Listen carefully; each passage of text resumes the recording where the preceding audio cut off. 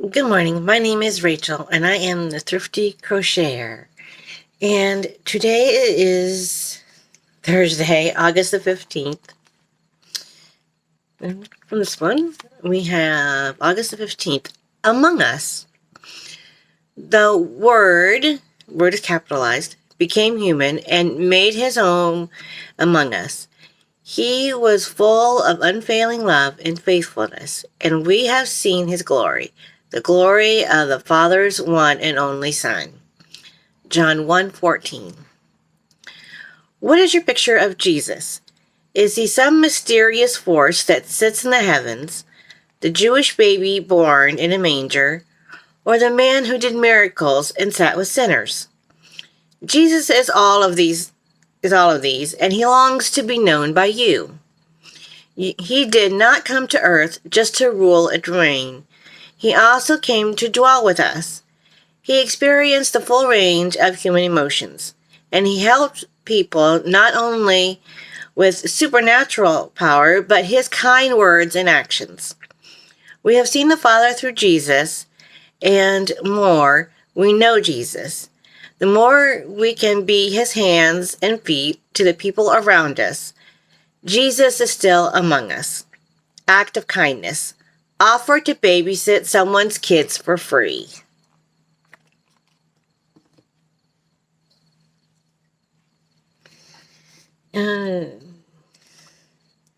Next one is the devotions for grandmothers.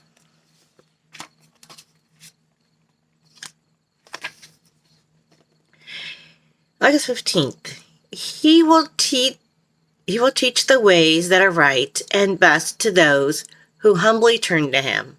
Psalm 25:9. Whenever we visit my husband's parents near Lake Erie, my daughter Maria spends hours digging at the beach, pulling up mounds of wet sand, and building tunnels and castles. A princess lives in one of her friends in another. Their activities keep Maria busy for a long time. Lake Erie waves aren't huge, but they are big enough to wipe out a tiny shorefront village. Start building a little farther away from the water, I told Maria one time, but she assured me everything would be okay. But soon the waves got bigger. Mommy, oh no, she cried as water lapped the edges of the princess's castle. Do something, Mommy, but I couldn't keep the next wave from washing away Maria's afternoon of work.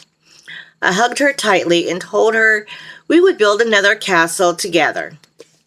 Still, it hurt, especially since I told her not to build so close to the water. I thought later that Maria's cries to me are similar to my own cries to God when I go on my own way, forgetting his gentle guidance.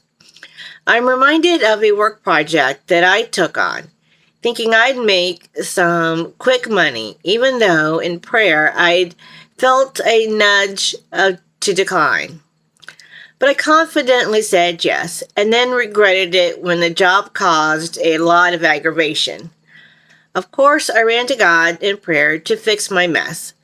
Thankfully, he didn't scold me and say, "I told you so."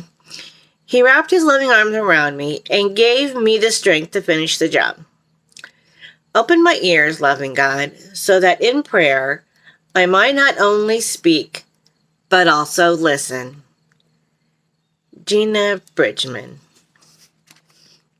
You know what? I often tell people that there is a big difference between hearing and listening. You can, like when you're having a conversation with somebody in the room and all the TV is on, like you can hear it in the background, it's just background noise. But when you are talking with somebody, having a conversation, that requires listening in order to give the appropriate responses. So that's the difference. I mean, even if you go to a carnival or a festival, you hear all the noise behind you, but when you're going with family and friends and you're talking with them, that still requires attention. This is a sign for attention, and to pay attention. And that's what it requires. The conversation requires attention because you're talking with them. And some people just don't understand the difference between hearing and listening, and there is a huge difference. And finally, this one. It is 15th. Turning things upside down. And before we read the verse, I'm going to tell you the verse because it goes with what they're about to say. Anyway, the verse is, whoever wants to become great among you must be your servant, and whoever wants to be first must be slave to all. Mark 10:43 and 44. Does this sound like upside down thinking? Why would a person choose to be a servant or a slave? Most people dream of being the boss and being in control of others. So why did Jesus make this statement? Simple. Remember that Jesus' teachings focus on loving others. That love is shown by putting others' needs before your own.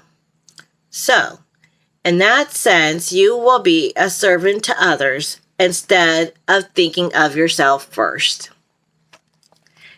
I've always said the letters in JOY stand for Jesus, others, you. You're always supposed to put yourself last and others first. I've always said that. Again, there are people who don't understand that concept either, but that's how it's supposed to go. JOY, Jesus, others, you.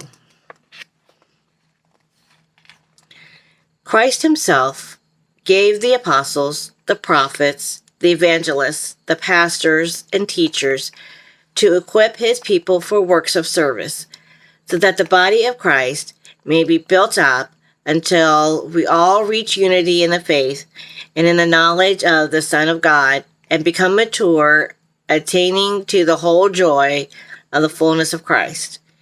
Ephesians 4:11 through 13.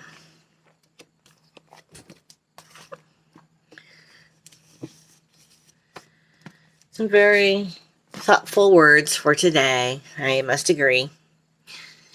But I want to wish all of you, an alliteration for today. Monday, I have Marvelous Monday. Tuesday, Terrific Tuesday. Wednesday, Wonderful Wednesday. I don't want to do another terrific, but I guess I'll do another terrific Thursday. And I hope you guys have been having a wonderful week thus far. We're almost there. We're almost at the weekend. And this is my weekend off. I'm excited. So I hope all of you have a very wonderful day. And with that, my infamous little cross. Yay! This small swatch of yarn has been woven with prayers. As you hold this swatch in your hand, may you feel God's strength, love, and peace flow and know that he holds you in his hands. May God bless and comfort you in time of need and give you peace. Bye.